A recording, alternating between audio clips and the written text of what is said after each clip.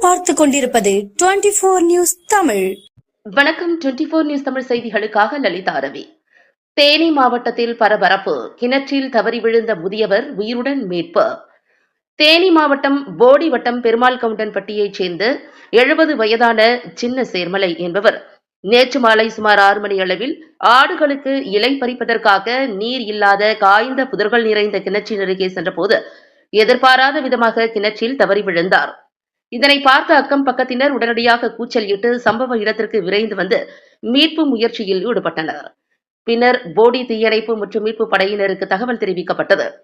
தகவல் கிடைத்த சுமார் 30 நிமிடங்களுக்குள் சம்பவ இடத்திற்கு வந்த போடி தீயணைப்பு வீரர்கள் கயிற்றின் உதவியுடன் ஊஞ்சல் வடிவிலான பாதுகாப்பு அமைப்பை உருவாக்கி கிணற்றில் விழுந்த சின்ன சேர்மலையை உயிருடன் பத்திரமாக மீட்டனர். இதையடுத்து அவரை 108 ஆம்புலன்ஸ் மூலம் அரசு மருத்துவமனைக்கு சிகிச்சைக்காக அனுப்பி வைத்தனர். இந்த சம்பவம் காரணமாக அப்பகுதியில் ஏராளமான பொதுமக்கள் திரண்டதால் சிறிது நேரம் பரபரப்பும் பதற்றமான சூழ்நிலையும் நிலவியது. போடி தாலுகா செய்தியாளர் சி. சுரேஷ்.